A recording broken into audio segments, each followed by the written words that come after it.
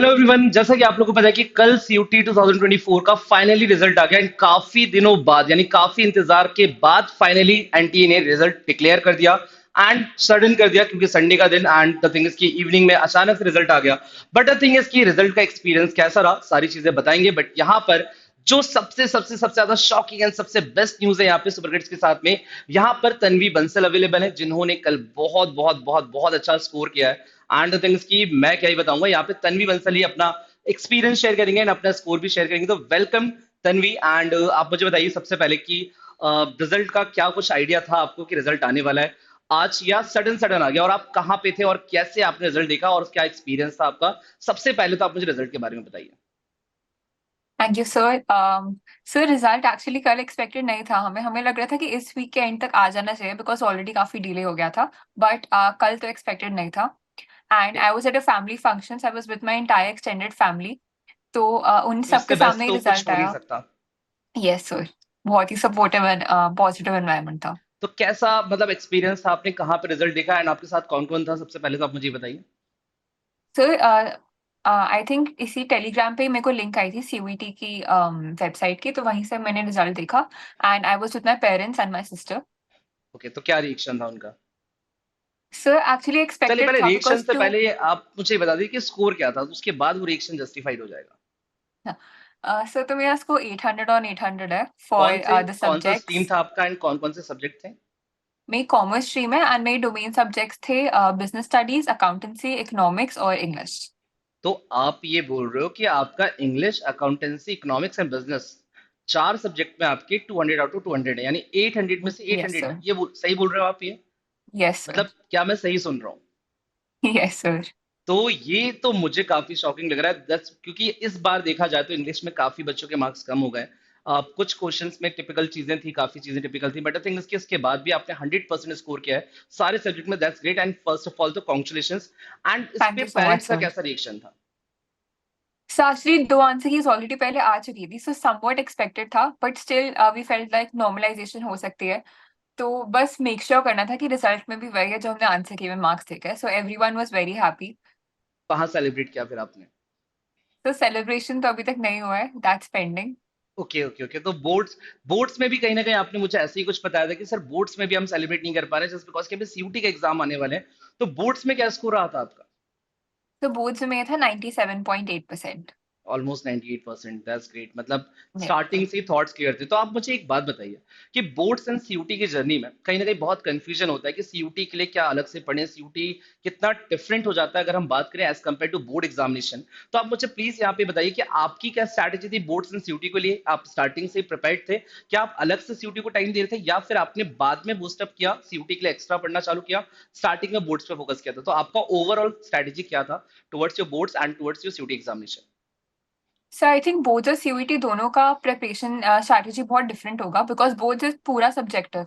सो उसमें even if you don't have a lot of concept clarity, कहीं ना कहीं आपके मार्क्स आ जाते हैं। बट सीयूईटी में you need to know the concept thoroughly and you need to be clear with each and every concept, क्योंकि objective में मार्क्स ऐसे ही आएंगे। सो स्टार्टिंग में तो ट्वेल्थ की स्टार्टिंग में मेरा फोकस बोर्ड्स की तरफ ही था।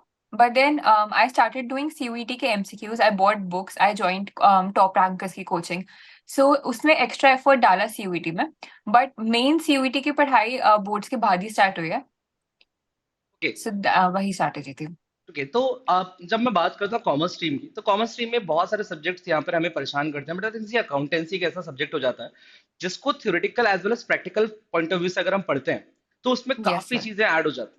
तो अकाउंटेंसी में आपने जब इतना अच्छा स्कोर किया, लाइक आपने बोर्ड्स में 99 स्कोर किया आउट ऑफ 100 एंड यहाँ पे भी अपने पूरे फुल मार्क्स आपने स्कोर किया, तो अकाउंटेंसी में आपकी पर्सनल स्ट्रैटेजी क्या थी जो अकाउंटेंसी आपको इतना अच्छा बन रहा है। एंड द थिंग इज कि मतलब पूरा कॉन्फिडेंट हो आप अकाउंटेंसी को लेकर के, तो अकाउंटेंसी में अगर जो बच्चे प्रॉब्लम फेस करते हैं तो उसमें आप क्या क्या सजेशन होंगे उनके लिए, सिर्फ अगर हम अकाउंटेंसी की भी बात करें। सो अकाउंट्स में जैसे आई मैंने बोथ वाली वीडियो में भी मेंशन किया था, the only strategy I think that worked for me was consistency. आप हर रोज 5-6 क्वेश्चंस करते रहो, हर इलस्ट्रेशन को प्रैक्टिस करो बिकॉज सब में कुछ ना कुछ नया होता है and no one illustration is similar to another. So I think जितने भी एक्सेप्शंस है, जितने भी कॉन्सेप्ट्स है, सब आपके थरो होने चाहिए। एंड इफ ईयर के स्टार्टिंग से आप अकाउंट में फोकस कर रहे हो तो आई डोंट थिंक कोई भी प्रॉब्लम आएगी एंड तक। ये तो आप प्रैक्टिस जो प्रैक्टिस होती है अकाउंटेंसी की, जो हम बोलते हैं कि हमेशा हमें करनी चाहिए, तो उसको डेली बेसिस पे आप करते थे, या आप वीक में 3 दिन अकाउंटेंसी कर रहे हैं, 4 दिन अकाउंटेंसी कर रहे हैं, तो क्या स्टडी प्लान था आपका? नहीं सर, अकाउंटेंसी डेली बेसिस पे ही था। हर रोज I think around 4 to 5 questions तो मैं करती थी। अगर कोई एग्जाम या कुछ नहीं भी आ रहा हो तो भी regularly 3 to 4 questions I think करना जरूरी है अकाउंट्स में। And what about economics? Economics में भी इस बार काफी बच्चों के मार्क्स कम हुए हैं, आपने फुल स्कोर किया है, तो क्या आपको एक्सपेक्टेड था फुल स्कोर, या आप भी किसी एक दो क्वेश्चन में कंफ्यूज थे बिफोर आप जब आंसर की आई थी उससे पहले, अगर हम बात करें? नहीं सर, मैं डेफिनेटली कंफ्यूज थी 2-3 क्वेश्चंस में, विच आई फेल्ट की रॉन्ग हो सकते थे। बट आंसर के बाद वो क्वेश्चन सही थे। बट इस बार का अकाउंट्स का सॉरी इकोनॉमिक्स का सीयूईटी थोड़ा टिपिकल आया था। I think there were few out of syllabus questions, तो वो थोड़ा डिफिकल्ट था। बट आई स्किप दो क्वेश्चंस जो मुझे लगा कि डाउटफुल है। Okay, so that's basically how I मुझे पहले भी मैनेज टू आप ये स्कोर। बताइए कि ये जो आपने total proper plan study ready किया था, प्लान कि फॉर द सीयूटी एग्जामिनेशन कि हमें सीयूटी में best to best score generate करना है, तो स्टार्टिंग से आपने फुल स्कोर का प्लान किया था, या आपने स्टार्टिंग थोड़ा छोटा गोल डिसाइड किया था, उसके बाद फिर धीरे धीरे करके आपके एफर्ट्स के थ्रू आपने उसको क्या किया, फिर इंक्रीज किया गोल, या स्टार्टिंग से क्लियर था कि नहीं मुझे पूरे फुल फुल मार्क्स को लेकर के आना है? तो क्या मतलब स्टार्टिंग से, या फिर बीच में कुछ सडन चेंजेस किया आपने अपने प्लान नहीं सर, एम तो स्टार्टिंग से 800 ही था, because my goal was to get into SRCC and उनकी कट ऑफ हमेशा बहुत हाई होती हैं। तो स्टार्टिंग से my mind was set that I have to get full in order to get into SRCC, तो वो गोल तो चेंज नहीं हुआ। सो बेसिकली आपने जैसा भी यहाँ पे ऐड किया कि एसआरसीसी में आप यहाँ पर अपना आगे कंटिन्यू करना चाहते हैं अपना जो कॉलेज लाइफ है, एंड एसआरसीसी क्यों, what is the reason basically? Sir I think SRCC को everyone says it's the Mecca of commerce and DU में it's the best college, so I wanted to get into SRCC. मुझे और वही वाली college life experience करनी है। That's great, that's great. तो कौन सा कोर्स आप एसआरसीसी में टारगेट कर रहे हैं? So I am targeting BCom honours in तो एसआरसीसी। देन यहाँ पे तो मैं ये भी नहीं बोल सकता कि नहीं शायद मिलेगा या नहीं मिलेगा, डेफिनेटली आप तो बिल्कुल क्लियर कर रहे हो, एंड आई थिंक मेरे ख्याल से फर्स्ट रैंक के साथ ही पहुंच रहे हो आप वहां पर। So that's great, and again congratulation for this कि आपने जो टारगेट डिसाइड किया था, क्योंकि लाइफ में बहुत जरूरी होता है हमारे लिए कि हम एक गोल डिसाइड करें एंड उस गोल को अचीव कर लें। जब आप इस एज में अचीव करते हो तो आपका कॉन्फिडेंस ऑटोमेटिकली बढ़ता है, जैसा मैं हमेशा क्लास में यस बोलता सर, था डेफिनेटली। कि अब यहाँ से आपको कोई गोल डिसाइड करने में प्रॉब्लम नहीं आएगा, आपको खुद ब खुद कॉन्फिडेंस होगा कि यार मैं गोल डिसाइड करती हूँ ना तो मैं अचीव भी कर लेती हूँ। That's great. यस सर, सो बहुत कॉन्फिडेंस तो अच्छी बात है, डेफिनेटली बढ़ रहा है। बहुत अच्छी बात है, दैट्स ग्रेट। मैं तो मतलब बहुत ज्यादा हैप्पी हूँ इस चीज को लेकर के कि आपको मैंने देखा था कि क्लास में भी आप कंटिन्यूसली लाइव क्लास में हमेशा होते थे, एंड कोई क्वेश्चन में अगर ऐसा लगता है कि यार ये क्वेश्चन में अभी नहीं बन रहा है या समथिंग, कुछ क्वेश्चन में नया है, कुछ लैंग्वेज आई, तो आप वहां पे तुरंत पूछते थे डाउट्स। तो यस क्लास सर। कितनी हेल्पफुल थी आपके लिए, अगर ओवरऑल बात की जाए आपके जो भी डोमेन सब्जेक्ट थे एंड थिंग्स की इंग्लिश में, कितना हेल्पफुल आपके लिए रहा जो लाइव क्लासेस हमने यहाँ पर आपके साथ में की थी? तो बहुत हेल्पफुल थी live classes, specially because doubt clearing इतनी इंस्टेंट थी एंड सारी फैकल्टी सारी टीचर्स इतना टाइम लेके डाउट सॉल्व करते थे। So I think for me that was very helpful. And even top rankers का जो स्टडी मटेरियल था उसके questions were also very helpful, because उससे मैंने रेगुलरली प्रैक्टिस किया। तो स्पेशली इकोनॉमिक्स एंड अकाउंट्स जैसे सब्जेक्ट्स के लिए तो study material was very helpful.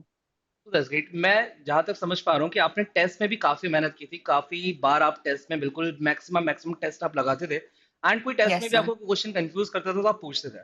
तो टेस्ट सीरीज आपके लिए कितनी हेल्पफुल रही कि टेस्ट से क्वेश्चंस आपको रिलेटेड दिखे आपके एग्जामिनेशन में, या समथिंग कुछ ऐसा था कि उससे आपको हेल्प मिली काफी ज्यादा? क्या था टेस्ट सीरीज का आपका एक्सपीरियंस ओवरऑल अगर हम बात करें जो फिर आपने? टेस्ट सीरीज भी काफी हेल्पफुल थी, बिकॉज उससे you get to know where you stand with all the other aspirants, because इसमें आपकी स्टिमुलेटेड रैंक आती थी एंड आपके सारे marks as compare to your friends आते थे। तो उससे पता चल जाता था that where you are in terms of the competition.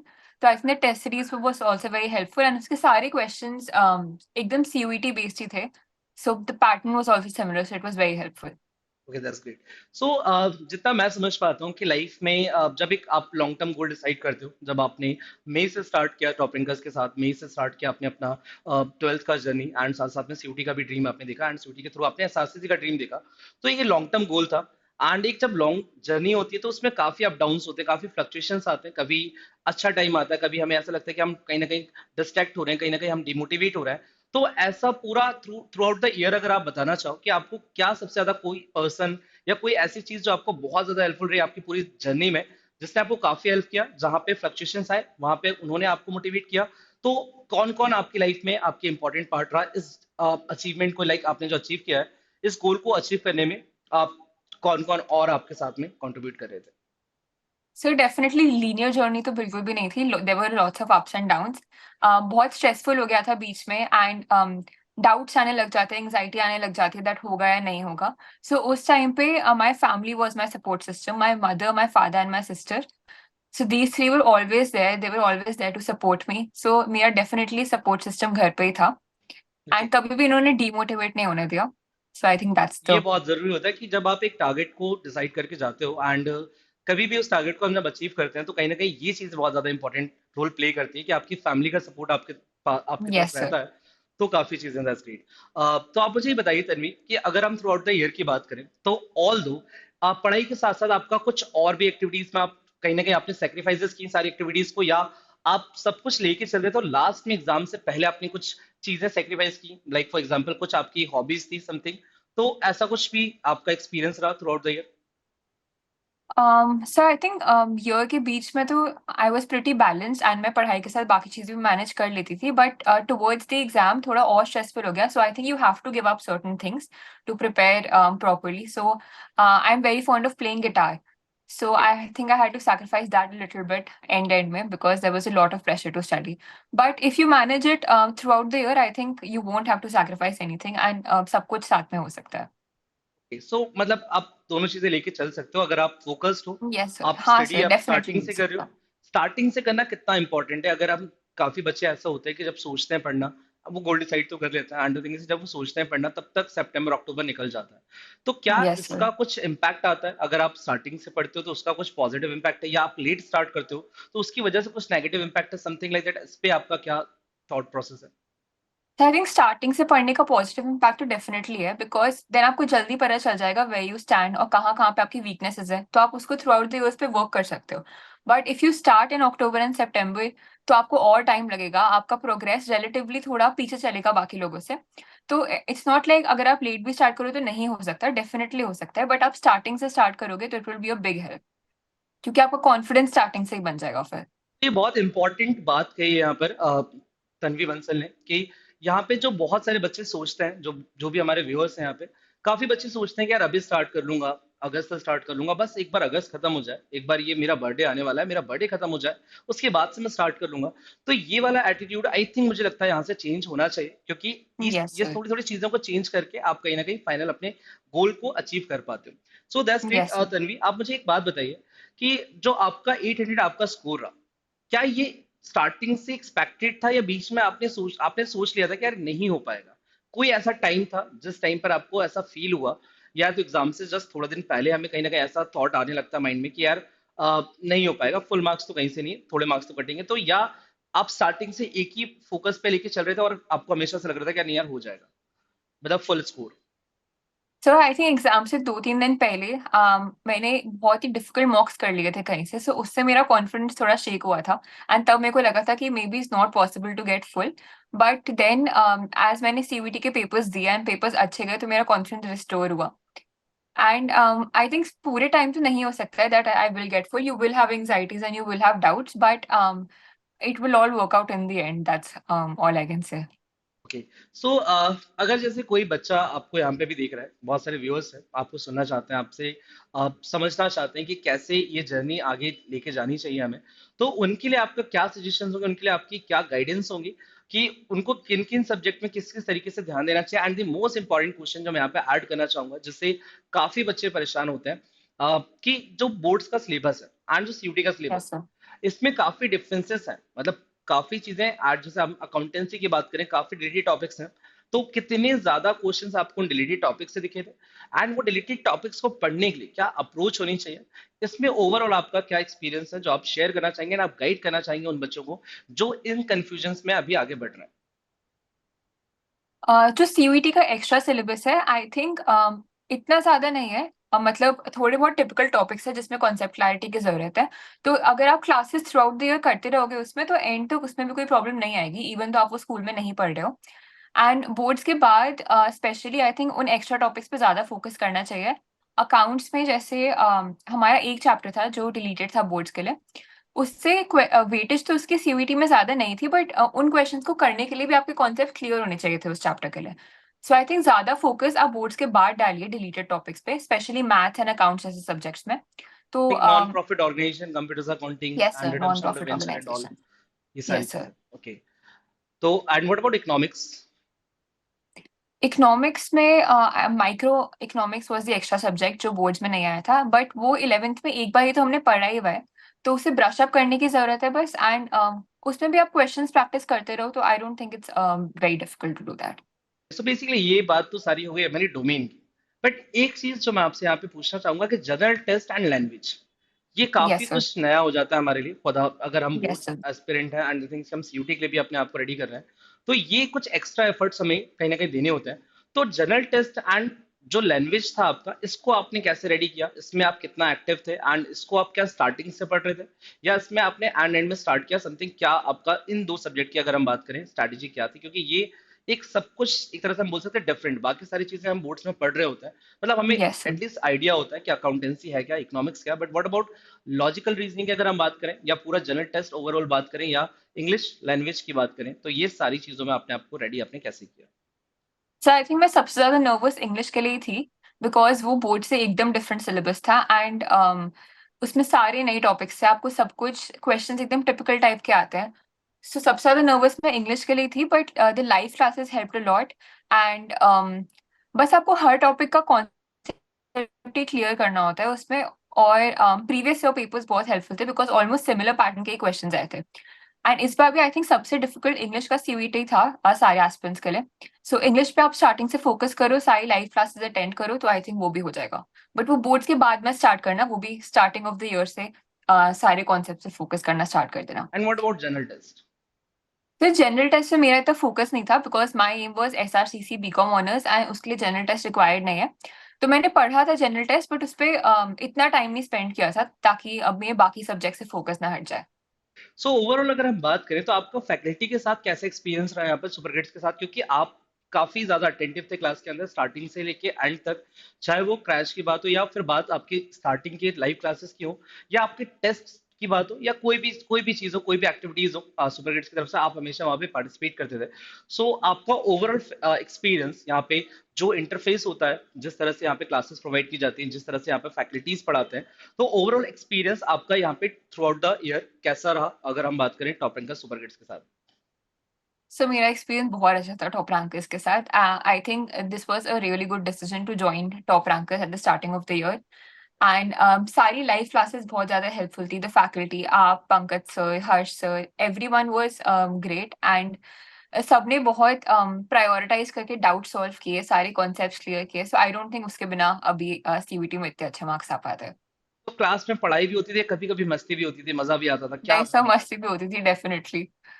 कोई ऐसा एक्सपीरियंस आपको याद आ रहा हो जो आप यहाँ पे व्यूअर्स को बताना चाहें कि सर वो एक दिन था तो आई वाज लाइक कि मुझे तो रोज ज्वाइन करना है क्लास, सर कि अभी से भूल फोकस, गए सारी फोकस, मतलब रिजल्ट की वजह से सब कुछ माइंड से डिलीट हो गया, अभी से वो सिर्फ रिजल्ट दिख रहा है ऐसा कुछ? नहीं नहीं सर, मेरे को क्लासेस तो बहुत अच्छे से याद है। पूरा टाइम पढ़ाई पे फोकस नहीं भी था। अगर हम मतलब जैसे हमने 20-30 क्वेश्चंस कर लिए, तो उसके लिए ब्रेक के लिए हम बस बैठ के बात करते थे, सारे स्टूडेंट्स एंड सारी टीचर्स। तो आई थिंक वो भी रियल बहुत लाइफ फन था एंड एग्जांपल्स स्ट्रेस आपको रिलीफ कितना था। हेल्प करे यहाँ पर, अगर हम अकाउंटेंसी की बात करें, जिस तरह से हम अकाउंटेंसी में पढ़ते हैं, तो अकाउंटेंसी में काफी क्वेश्चंस के लिए हम रियल लाइफ एग्जांपल को यूज करते हैं, खासतौर पे केस स्टडीज अगर हम यूज करते हैं बिजनेस स्टडीज के लिए, तो वो रियल लाइफ एग्जांपल्स आपको कितने रिलेटेबल लगे आपकी एग्जामिनेशन से? बिकॉज इस साल सीयूटी के अंदर अगर हम बिजनेस स्टडीज की बात करें तो all the maximum case studies थी, तो वो केस स्टडीज कितनी रिलेटेबल थी जो हमने क्लास में सॉल्व की थी? सर आई थिंक काफी सिमिलर पैटर्न था, क्योंकि बिजनेस स्टडीज में रटने से आपके ऑब्जेक्टिव क्वेश्चंस नहीं हो पाएंगे। सो उसके लिए आपको हर एक पॉइंट का मीनिंग समझ आना चाहिए। You should be able to relate it to real life situations to actually solve them. So I think उसके लिए भी क्लासेस बहुत हेल्पफुल थी, ओके, दैट्स बिकॉज ग्रेट। हर केस स्टडी को हमने रिलेट रियल लाइफ सिचुएशन से रिलेट करके पढ़ा था। ओके, सो तन्वी आप मुझे ये बताइए यहाँ से अब क्या, यहाँ तक तो आपने गोल डिसाइड किया था, आपने उसको अचीव भी कर लिया, बहुत सारी खुशी भी हो रही है, बहुत सारा हम सेलिब्रेट भी करने वाले हैं, तो ये सारी चीजें तो ठीक है, बट द थिंग इज कि इसके बाद आपका क्या प्लान है, अब नेक्स्ट गोल आपने क्या डिसाइड किया खुद के लिए, एंड क्या करने वाले हो लाइफ में आगे? सो मेरा नेक्स्ट गोल है CFA परस्यू करना है मुझे। ओके, सो दैट्स सीएफए आप थोड़ा सा चार्टर्ड क्लियर कीजिए फाइनेंशियल। सीएफए, क्योंकि यहाँ पे व्यूअर्स को काफी बच्चों को आइडिया नहीं होता what is the exact meaning of CFA basically. Okay, so CFA is Chartered Financial Analyst. So it is an international degree It's basically meant for people who want to go into investment banking या portfolio management. तो मेरा end goal is that I want to become a portfolio manager. तो मेरे लिए यही best degree है. So मैं अपनी undergraduate degree के side by side CFA pursue करना चाहती हूँ. So that's the next goal. जब तक ये अचीव नहीं होगा तब तक इसी तरीके से आप भागना है, बिल्कुल बहुत तेज तेज भागना है, अंडर को अचीव करना है बेसिकली। Yes, sir.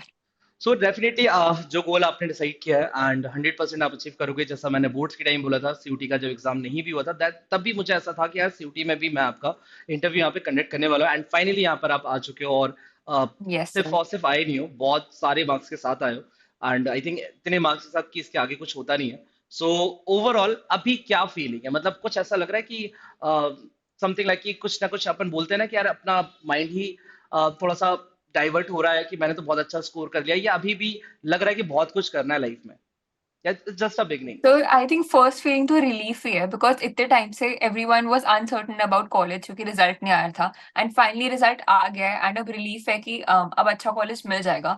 So अब उसकी नर्वसनेस या उसकी एंजाइटी नहीं है बट डेफिनेटली अब और भी बहुत कुछ करना है लाइफ में एंड माइंड डाइवर्ट तो नहीं होने देना है. Okay, eight the and last हम कंक्लूड करेंगे दो तीन क्वेश्चन के साथ। एक मुझे बताइए कि आप बोर्ड्स में काफी ज्यादा प्रैक्टिकल क्वेश्चंस होते हैं, बड़े बड़े क्वेश्चंस होते हैं जिसमें काफी कुछ सॉल्व करना होता है, yes but sir. The thing is कि जब हम सीयूटी के लिए अपने आप को प्रिपेयर करते हैं तो उसमें ऑब्जेक्टिव क्वेश्चंस बहुत सारे होते हैं। सो ऑब्जेक्टिव क्वेश्चंस के लिए आपकी कोई अलग से स्ट्रैटेजी थी? आप स्टार्टिंग कुछ नोट्स वगैरह अलग से बनाते थे, या ऑब्जेक्टिव्स को किस तरह से आप टेकल करते थे कि जब आपके उसको, क्योंकि लिमिटेड वर्ड्स के साथ मैक्सिमम टिपिकल क्वेश्चंस बना दिए जाते हैं, तो वैसे ऑब्जेक्टिव क्वेश्चंस के लिए आपने कुछ अलग से स्ट्रैटेजी था आपका, या आप मैक्सिमम क्वेश्चंस की प्रैक्टिस करते हुए आगे बढ़ रहे थे? Sir I think major difference जो बोर्ड है सीयूईटी में है कि ऑब्जेक्टिव में भी आपको उतने ही लंबे क्वेश्चंस मिलेंगे बट आपके पास टाइम बहुत कम है. So time management is very important in CUET. तो स्पेशली जो प्रैक्टिकल सब्जेक्ट्स है लाइक अकाउंट्स हो गया, मैथ्स एंड इकोनॉमिक्स, उसमें टिप्स एंड ट्रिक्स होती है कि आप क्वेश्चन को कैसे कम टाइम में सॉल्व करो instead of doing the whole thing. So I think वो tips to know them it's very helpful. And बाकी तो आप जितने क्वेश्चंस करोगे उतना you will get faster with questions. So at last अगर हम यहाँ पे बात करें कि यहाँ पे अगर आपके जो व्यूअर्स हैं उनको आप एकेडमिक सेट के, अगर अपने विल पावर के लिए कि अपने माइंड को कैसे स्टेबल रखा जाए टुवर्ड्स योर गोल, कि भाई कितना कैसे आप अपने आप को फोकस रख पाओगे, तो उनके लिए आपका क्या सजेशन होगा at the end of the session? So मेरा सजेशन यही है कि don't lose a focus of your goal and जो आपने स्टार्टिंग से डिसाइड किया, if you keep thinking about that goal and you keep working towards it, you will definitely achieve it. So just don't lose hope anywhere in the journey and don't get demotivated because you will get what you want in the and. Definitely, that's great. So कोई idol life में आपका,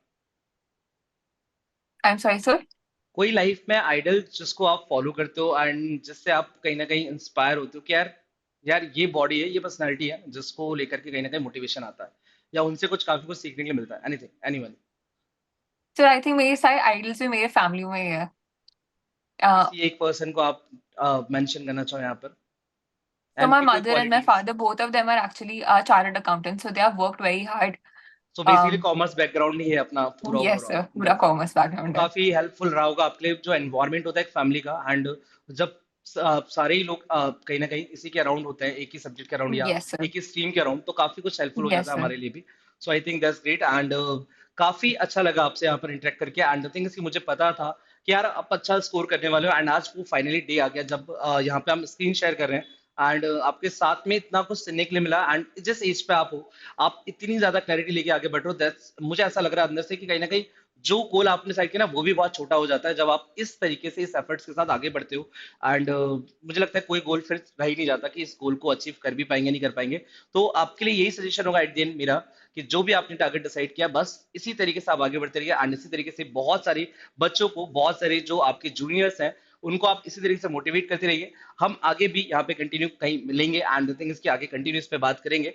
सो बहुत बहुत बहुत ज्यादा helpful रहा session ये, जो भी हमारे व्यूअर्स हैं उनके लिए। सो ओवरऑल आई थिंक मुझे लगता है कि इतना अच्छा मोमेंट है, 800 आपके जब मार्क्स आ रहे हैं, सो थोड़ा सा अनबिलीवेबल सा लगता है जब किसी को बताते हो आप, तो कहीं ना कहीं वो ट्रस्ट नहीं करता कि अरे नहीं यार ऐसा नहीं होता होगा, ऐसे तो बहुत रेयर होता है, एक हाथ तो नंबर कट गया होगा। सो आई थिंक मुझे लग रहा है वो वाली चीज भी यहाँ से आप खत्म हो जाने वाली, बिकॉज आपने 100% अपना जो भी आपने एग्जाम लिखा पूरा 100% आपने अचीव किया, यानी कि 800 में से 800। So Yes, sir. Once again congratulation, and congratulation आपको भी एंड आपकी पूरी फैमिली को, एंड द एंटायर जो भी लोग आपसे जुड़े हुए हैं, सभी के लिए बहुत अच्छा मोमेंट है यहाँ पर। सो ऑल दो इन्हीं सारी बातों के साथ अभी इस सेशन को यहाँ पर हम कंक्लूड करेंगे। Thank you so much Tanvi, आपने अपना टाइम निकाल के यहाँ पर, क्योंकि ऑल दो अभी काफी ज्यादा पैक शेड्यूल आपका होगा, काफी ज्यादा रिलेटिव्स आपसे मिलने आ रहे होंगे, एंड द थिंग इसके बाद भी आपने यहाँ पर अपनी जो एक्सपीरियंस था शेयर किया, जो काफी ज्यादा हेल्पफुल होने वाला है हमारे व्यूअर्स के लिए। एंड बस तो दैट्स ग्रेट, मिलते हैं अपन Thank you next so session much, के अंदर sir. इसी तरीके से एक और बच्चों के इंटरव्यू के साथ, एक और बच्चे के एक्सपीरियंस के साथ। अभी के लिए thank you so much, take care, bye bye.